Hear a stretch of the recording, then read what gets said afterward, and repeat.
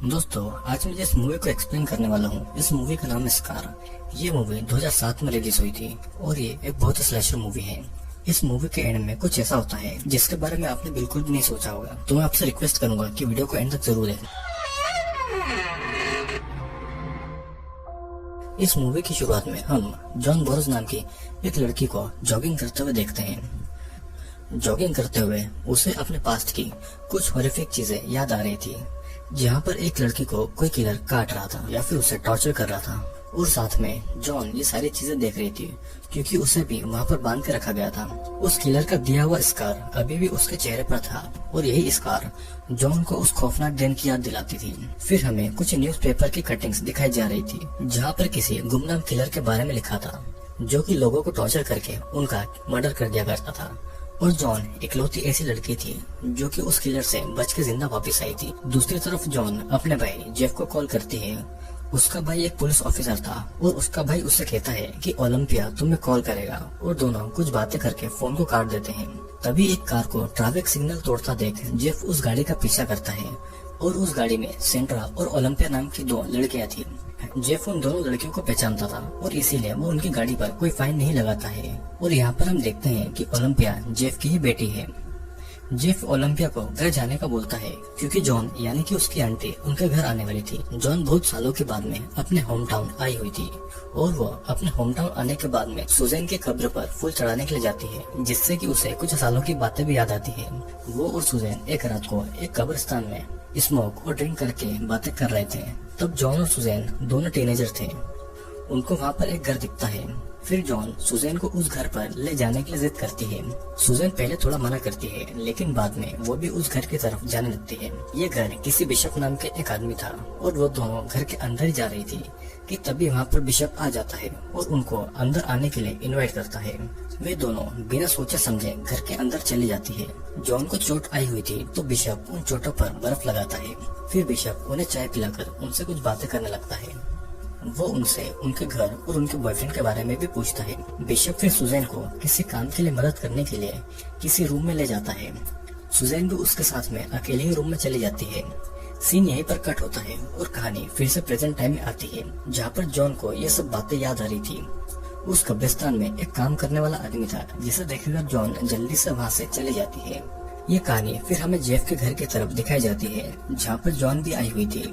उसने अपने घर इतने सालों के बाद में खाना खाते हुए जॉन, जेफ और ओलंपिया एक दूसरे से बातें करने लगते हैं। फिर तभी ओलंपिया के फोन में सेंड्रा का मैसेज आता है, जो कि उसे एक पार्टी के लिए बुला रही थी। रात को ओलंपिया और सेंड्रा पार्टी के लिए जाते हैं और ये पार्टी एक हाई स्कूल की लास्ट ईयर की पार्टी थी, इसीलिए वहाँ पर सभी लोग बहुत ज्यादा मस्ती कर रहे थे। तभी ओलंपिया पॉल नाम के एक लड़के के साथ में बातें करने के लिए चली जाती है। ओलंपिया और पॉल एक दूसरे से बातें कर रहे थे। फिर पॉल ओलंपिया को स्मोक करवाने के लिए थोड़ा दूर ले जाता है। उस पार्टी में दोनों स्मोक करने लगते हैं। वहाँ पर उनके बाकी के दोस्त भी आ जाते हैं और उनके दो कपल फ्रेंड बीच की तरफ जाते हैं। इधर घर पे हम जेफ और जॉन को देखते हैं, जो कि बातें कर रहे थे। जेफ की पत्नी मर चुकी थी, लेकिन जेफ ने अभी भी अपनी पत्नी की सारी चीजों को बहुत अच्छे से संभाल कर रखा हुआ था। जेफ अपनी बहन को देखकर बहुत खुश था और फिर जेफ जॉन को घर पर छोड़कर अपनी ड्यूटी के लिए निकल जाता है।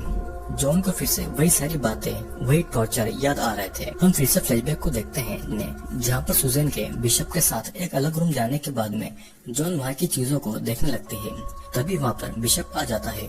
वो जॉन के पैर में पट्टे करते करते उससे कहता है कि तुम्हारी फ्रेंड दूसरे रूम में एंटिक सामान को देख रही है। बिशप और जॉन फिर से बातें करने लगते हैं। फिर बातें करते करते वो और जॉन एक दूसरे को किस करने वाले थे कि तभी बिशप किस नहीं करता। बिशप अचानक से क्लोरोफॉर्म लेकर जॉन को बेहोश कर देता है। कहानी फिर से प्रेजेंट टाइम में आती है, जहाँ पर हावर्ड और अप्रैल नाम के वही दोनों कपल जंगल में इंटीमेट होने के लिए जाते हैं। लेकिन इंटीमेट होने से पहले हावर्ड पानी में नहाने जाता है और उसकी गर्लफ्रेंड अप्रैल अपने कपड़े उतारकर उसे अपने पास बुलाने लगती है। फिर हावर्ड उसे अपने कपड़े पहनने को कहता है। हावर्ड को अप्रैल इंटीमेट होने के लिए बुला रही थी क्योंकि उसे अपने हाई स्कूल के पहले अपनी वर्जिनिटी लूज करनी थी। हावर्ड अभी भी पानी से बाहर नहीं आता और इसीलिए वो गुस्से में वहाँ से चली जाती है। हावर्ड अप्रैल को बुलाता है, लेकिन उसका कोई जवाब नहीं आता।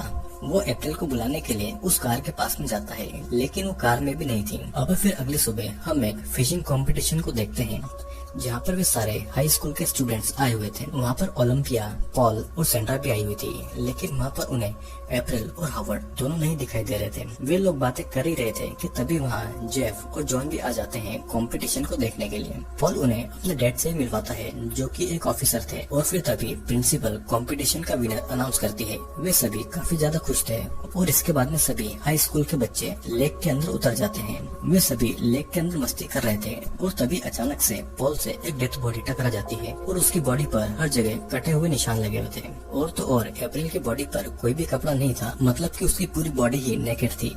अब इस लाश को देखकर जॉन को फिर से फ्लैशबैक की बातें याद आने लगती है, जहाँ पर जॉन को वो किलर बिशप ने एक बेड पर बांध कर रखा हुआ था, और उस रूम में हर जगह सर्जरी का सामान भी रखा हुआ था। पास ही में सुजैन भी खून से लथपथ पड़ी हुई थी, जो कि दर्द में बहुत ज्यादा तड़प रही थी।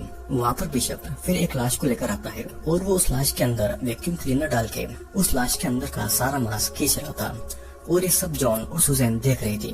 वो दोनों ये देखकर बहुत ज्यादा डर गई थी, और वो ये सोच रहे थे कि अब उनके साथ में क्या होगा। बिशप जॉन के पास आकर जॉन के फेस पर एक कट मारता है, जिससे कि जॉन दर्द से बहुत ज्यादा चिल्लाती है। सीन यहीं पर कट होता है, और कहानी फिर से प्रेजेंट टाइम में आ जाती है, जहाँ पर जॉन और जेफ घर में अप्रैल के मर्डर के बारे में बातें कर रहे थे। अप्रैल के बॉयफ्रेंड हॉवर्ड भी मिसिंग था, और फॉरेंसिक रिपोर्ट अभी भी नहीं आई थी। जॉन के मुताबिक तो ये एक मर्डर ही था, और ओलंपिया अपने फ्रेंड से मिलने का भूल के जॉन और जेफ को बाय बोलकर वहाँ से चली जाती है। ओलंपिया फिर पॉल के घर जाती है, और पॉल और ओलंपिया अप्रैल के मर्डर के बारे में बातें कर रहे थे। ओलंपिया पहली बार पॉल के घर आई थी, तो वो इसीलिए पॉल के रूम को देख रही थी। ओलंपिया को वहाँ पर ये पता चलता है कि पॉल की मॉम भी मर चुकी थी, और बातें करते करते दोनों एक दूसरे के बहुत ज्यादा क्लोज आ जाते हैं। दोनों में फिर किस होती है। धीरे धीरे फिर पॉल ओलंपिया के कपड़े उतारने वाला था, लेकिन वो ऐसा करने से मना कर देती है। उसकी बॉडी पर स्कार्स यानी कि निशान थे, और इसीलिए वो कंफर्टेबल नहीं थी। पॉल भी उसे फिर अपनी बॉडी के स्कार के बारे में बताने लगता है। ओलंपिया पॉल को बाथरूम जाने को बोलती है, और पॉल उसे वहाँ जाने का रास्ता बता देता है। ओलंपिया जब बाथरूम जाती है तो वहाँ पर पॉल के फादर थे, जिसे देखकर ओलंपिया डर जाती है और वापस पॉल के पास आ जाती है। आने के बाद में वो उसे बाय बोलती है, वहाँ से चली जाती है। घर आने के बाद में ओलंपिया सेंड्रा को कॉल करती है। सेंड्रा के घर में उसके पेरेंट्स नहीं थे, तो उसने अपने बॉयफ्रेंड ब्रेंड को अपने घर पर बुला लिया था। दोनों थोड़ी देर फोन पर बात करते हैं, जिसके बाद में वो फोन कट कर देती है। सेंड्रा यहाँ पर अपने घर को साफ कर रही थी, और ब्रेंड अप्रैल के मर्डर और हॉवर्ड के मिसिंग होने की बातें कर रहा था। ब्रेंड बार बार ये बातें कर रहा था, तो सेंड्रा उस पर बहुत ज्यादा गुस्सा हो जाती है। ब्रेंड उठकर फिर अंदर कमरे में चला जाता है, और सेंड्रा बाहर कचरा फेंकने जाती है। बाहर उसे किसी के होने का एहसास होता है, तो वो ब्रेंड समझकर उसे पुकारती है। वो उसे देखने जाती है, लेकिन वहाँ पर एक जानवर था, जिससे कि वो डर के मारे फिर से घर के अंदर चली जाती है। घर के अंदर आने पर वो ब्रेंड को पुकारने लगती है, लेकिन अब भी उसे कोई जवाब नहीं आ रहा था। तभी वो देखती है कि एक रूम के अंदर ब्रेंड खून से लथपथ तड़प रहा था, और अचानक कोई पीछे से आकर सेंड्रा को भी पकड़ लेता है। सीन यहीं पर कट होता है, और दूसरी तरफ हम देखते हैं कि जॉन को अपना स्कार देखते हुए उसी दिन के फ्लैशबैक फिर से याद आने लगते हैं, जहाँ पर किलर सुजैन के घाव पर अल्कोहल लगा रहा था, जिसकी वजह से सुजैन दर्द के मारे बहुत जोर जोर से चिल्ला रही थी। अब फिर वो जॉन के पास आकर उसके पेट पे स्टेपलर लगा देता है। जॉन फिर से चिल्लाने लगती है, और फिर वो किलर बिशप सुजैन के पास आकर उससे कहता है कि अगर तुम जॉन को मारने को कहोगी तो मैं तुम्हें छोड़ दूंगा। सुजैन ऐसा नहीं करती, और तब किलर एक सर्जिकल नाइफ सुजैन के मुंह में घुसा देता है, और वो उसके मुंह के अंदर का मांस और उसकी जुबान काटने लगता है। जॉन बिशप को रोकने की कोशिश करती है, लेकिन वो नहीं रुकता, और सुजैन की जीभ का टुकड़ा बिशप के हाथ पर आ जाता है, और उसके मुंह से अब खूनी खून टपक रहा था। कहानी फिर से प्रेजेंट टाइम में आती है, जहाँ पर ओलंपिया सेंड्रा के घर आई हुई थी। वो डोर पर नॉक करती है, लेकिन अंदर से कोई निकल कर नहीं आता। वो अंदर जाती है, पर अंदर सारा सामान बिखरा पड़ा हुआ था। वो सेंड्रा को आवाज लगाती है, जिसके बाद में वो ऊपर रूम की तरफ जाती है। उसे ये लगता है कि ऊपर बेड पर सेंड्रा सोई हुई है। वो चादर हटाती है, तो वहाँ पर हॉवर्ड की जख्मी लाश पड़ी हुई थी। वो ये भी देखती है कि हॉवर्ड के प्राइवेट पार्ट को किसी ने बुरी तरह से काट दिया है, और ये देखकर ओलंपिया बहुत ज्यादा डर गई थी। अब फिर पुलिस स्टेशन में ओलंपिया को लाया जाता है उसकी पूछताछ करने के लिए, जहाँ पर पॉल भी आ जाता है। ओलंपिया को कुछ और देर पुलिस स्टेशन में रखा जाता है, और पॉल और जॉन को घर पर भेज दिया जाता है। रात को अब ओलंपिया और जॉन एक दूसरे से मर्डर के बारे में बातें करते हैं। जॉन ओलंपिया को भरोसा दिलाती है कि वो उसके साथ में कुछ बुरा नहीं होने देगी। जॉन नहीं चाहती थी कि जो कुछ भी टीनेज की उम्र में उसके साथ में हुआ है वो ओलंपिया के साथ में भी हो। अब रात को सोते टाइम जॉन को किसी की आवाज आती है तो वो नींद से उठकर वहाँ पर देखने जाती है। देखते देखते वो आउट हाउस तक पहुँच जाती है, लेकिन वहाँ पर बस एक हिरन ही था। तभी उसे दिखता है कि ऊपर से उसके कपड़े पर कुछ गिर रहा है। वो ऊपर देखती है तो वहाँ पर ब्रायन की कटी हुई लाश थी और उसी का खून जॉन के कपड़ों पर गिर रहा था। ये देखकर जॉन इतनी ज्यादा डर जाती है कि उसके साथ हुए टॉर्चर के फ्लैशबैक्स उसे फिर से आने लगते हैं, जहाँ पर हम ये देखते हैं कि सुजैन की जीभ काटने के बाद में वो दर्द के मारे होश में नहीं थी और किलर बिशॉप जॉन को ये कह रहा था कि उसे मारने को बोलो, नहीं तो तुम्हारी भी हालत यही होगी। वो जॉन की भी जीभ काटने ही वाला था और तभी जॉन डर से सुजैन को मारने को कहती है और रोते हुए किलर फिर सुजैन के पास जाकर उसका गला मरोड़कर सुजैन को मार डालता है। जॉन अपनी आंखों के सामने अपनी बेस्ट फ्रेंड सुजैन की भयानक मौत देखकर बहुत ज्यादा रोने लगती है। अब ये कहानी फिर से प्रेजेंट टाइम में आ जाती है और सुबह पुलिस ब्रायन की लाश को अपने साथ ले जा रही थी और ये सब देखकर ओलंपिया को उल्टियाँ हो जाती है। इधर पुलिस स्टेशन में पुलिस ब्रायन के मर्डर के बारे में जॉन से पूछताछ कर रही थी। अब पूछताछ के बाद में जॉन उसी बिशप के घर पर आ जाती है तो उसे डोर खुला हुआ मिलता है। उसे किसी के चिल्लाने की आवाज आती है तो वो चाकू लेकर वो देखने चली जाती है। वहाँ पर कुछ लोग आए हुए थे जो कि बिशप के सामान को देखने आए हुए थे। किलर बिशप जिन सामानों और हथियारों से लोगों को मारता था और टॉर्चर करता था, लोग वो सब देखने के लिए आए हुए थे, जैसे कि बिशप कोई मर्डर नहीं बल्कि एक हीरो हो। और इस बात से जॉन काफी ज्यादा गुस्सा हो जाती है, जिससे कि जॉन का भाई जेफ उसे अपने घर पर ले आता है। अब रात को जॉन जब खाना बना रही थी तो गलती से उसका हाथ कट जाता है और अपने खून को देखकर अब जॉन को फिर से फ्लैशबैक आ जाती है, लेकिन वो किसी तरह से खुद को संभाल लेती है। रात होने पर जॉन को बिशप की चीजों के म्यूजियम की तरफ जाती है और घर के अंदर घुस के वो एक रूम की तरफ जाती है। उसे ऐसा लग रहा था कि ओलंपिया को बिशप टॉर्चर कर रहा था, लेकिन ये बस उसका एक बुरा सपना था। फिर अचानक एक फोन आता है जिससे कि जॉन की नींद खुल जाती है और ये किसी ऑफिसर का कॉल था। उसे ऐसा लगता है जैसे कि वो जेफ को कॉल हो, लेकिन वो एक बार घर पे जेफ को ही आवाज लगाती है, लेकिन वो ये देखती है कि बाथरूम के अंदर किसी ने जेफ का गला काटकर उसे मार डाला है। अब जॉन को फिर से किसी की आवाज आती है और वो चाकू लेकर देखने के लिए जाती है। वो देखते है कि ओलंपिया अपने रूम में नहीं है। जब वो बाहर जाकर देखती है तो बाहर गार्ड को भी किसी ने मार डाला था। उसे रास्ते में कुछ दूर पर कोई दिखाई देता है और वो आदमी भागता हुआ आता है तो जॉन उसके पीछे भागती है, लेकिन पुलिस आकर जॉन को ही पकड़ लेती है क्योंकि वो खून से सनी हुई थी और उसके हाथ में चाकू भी था। उसके हाथ में चाकू को देख पुलिस जॉन को चाकू रखने को कहती है, लेकिन जॉन पुलिस को बार बार कहती है कि कातिल वो नहीं है बल्कि वो है जो कि भाग रहा था। उन्हें उसे छोड़कर उस कातिल को पकड़ना चाहिए, लेकिन पुलिस जॉन की बातें नहीं सुन रही थी। वो जॉन को खूनी मानकर उसे अरेस्ट कर लेते हैं और पुलिस स्टेशन में जॉन बार बार ओलंपिया को ढूंढने को कहती है। उसके मुताबिक ओलंपिया और सैंड्रा को किलर टॉर्चर कर रहा हुआ, लेकिन कोई भी उसकी बातें नहीं सुनता है। जॉन को जेल में डाल दिया जाता है और तभी वहाँ पर पॉल आता है और उसे भी यही लगता है कि ओलंपिया को जॉन ने ही गायब किया है। जॉन उसे समझाती है कि उसने ऐसा कुछ नहीं किया है और तब पॉल उसकी बातों पर बिलीव कर लेता है और वो जॉन को उस ताले की चाबी चुपके से दे देता है, जिसके बाद में वो वहाँ से चला जाता है। फिर जॉन वहीं पर बैठे एक ऑफिसर से कंबल मांगती है जो कि उसी पर नजर रखे हुए था। ऑफिसर जॉन को कंबल देने आता है तो वो ऑफिसर को बेहोश करके उसके घर लेके पुलिस स्टेशन से भागकर बिशप के घर पर आ जाती है। बिशप के घर आने के बाद में वो खिड़की को तोड़कर वहाँ पर अंदर घुसती है और अंदर वही सर्जरी रूम में जाती है जहाँ पर उसे कुछ साल पहले टॉर्चर किया गया था।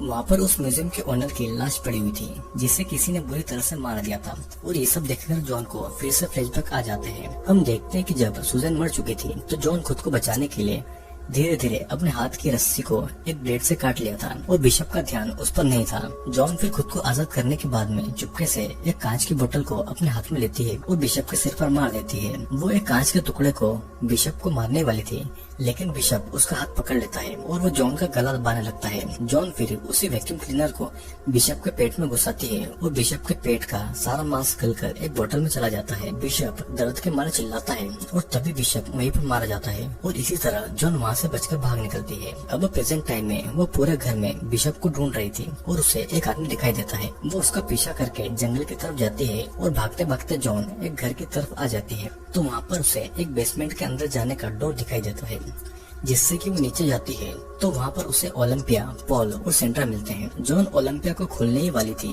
कि तो तभी पॉल पीछे से उठकर जॉन को इलेक्ट्रिक शॉक देकर उसे बेहोश कर देता है। अब पॉल ने जॉन को भी बांध दिया था। अब फिर होश में आने के बाद में जॉन पॉल से पूछती है कि उसने ये सब क्यों किया। पॉल बिशप की बहुत ज्यादा रिस्पेक्ट करता था और उसे बिशप की थ्योरी बहुत ज्यादा पसंद थी कि खुद को बचाने के लिए कोई अपने को कैसे मार देता है। पॉल भी यही सब देखना चाहता था और बिशप की तरह उसे भी बहुत मजा आता था लोगों को टॉर्चर करने में। पॉल कहता है कि सेंड्रा ने भी खुद को बचाने के लिए ब्रायन को मार दिया था, पर सेंड्रा की हालत भी बहुत ज्यादा खराब थी। पॉल ने उसकी बॉडी को हर तरफ से जख्मी कर दिया था और फिर वो जॉन के पास आके एक कांच की बोतल तोड़कर फिर से उसके फेस पर कट लगा देता है, जिस तरह से बिशप ने उसके चेहरे पर कट लगाया था। वो फिर ओलंपिया के पास आता है और कहता है कि वो उसे सेंड्रा को मारने के लिए बोले, नहीं तो वो उसे ही मार देगा। ओलंपिया ऐसा नहीं बोलती और तब पॉल एक ब्लेड से ओलंपिया के पैर पर कट लगाता है। जॉन भी ये सारी चीजें देख रही थी, लेकिन हाथ बंधे होने के कारण वो कुछ भी नहीं कर पाती। ओलंपिया के पैरों पर पॉल कट पर कट लगा रहा था और फिर वो सेंड्रा के पास आकर बोलता है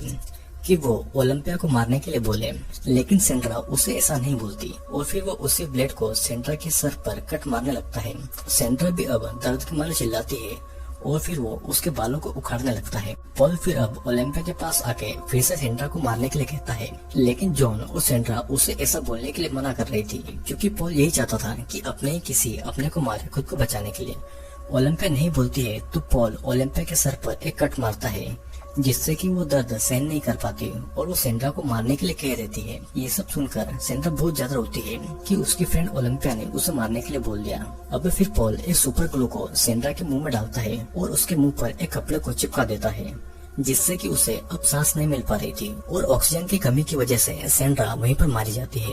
पॉल फिर जॉन के पास आकर उसे इलेक्ट्रिक शॉक देता है और वो ऐसा जॉन के साथ में बार बार करता है। जॉन अपनी भतीजी ओलंपिया को बचाने के लिए खुद ये दर्द सहन कर रही थी। पॉल फिर ओलंपिया के पास आके अपनी आंट जॉन को मारने के लिए बोलता है, लेकिन ओलंपिया ऐसा नहीं बोलती। ओलंपिया की बेली पर लगी हुई रिंग को एक चाकू से उखाड़ देता है, जिससे कि ओलंपिया को बहुत ज्यादा दर्द होता है। अब फिर जब पॉल की नजर जब दूसरी तरफ थी तो जॉन एक कांच का टुकड़ा उठाकर अपने हाथ की एक उंगली काटकर उसे अलग कर देती है, जिससे कि उसका हाथ हथकड़ी से आसानी से निकल जाता है। पॉल अब ओलंपिया के मुंह में एक चाकू डालने ही वाला था और उसके दांत उखाड़ने ही वाला था कि तभी जॉन पॉल को गोली मार देती है और फिर जॉन ओलंपिया को आजाद कर रही थी कि तभी पॉल उसके पैर पर कट मार देता है। पॉल फिर अब जॉन के ऊपर चढ़ के उसे चाकू मारने वाला था कि तभी ओलंपिया पीछे से आकर एक चेन सो से उसके सर के टुकड़ा कर देती है। पॉल दर्द के मारे चिल्लाता हुआ वहीं पर मारा जाता है और जॉन और ओलंपिया ये सब देखकर बहुत ज्यादा इमोशनल हो जाती है। अब सीन यहीं पर कट होता है और मूवी के आखिर में हम देखते हैं कि जॉन और ओलंपिया हॉस्पिटल में आपस में बातें कर रहे थे। तभी ओलंपिया के गले को किसी ने पीछे से पकड़ लिया था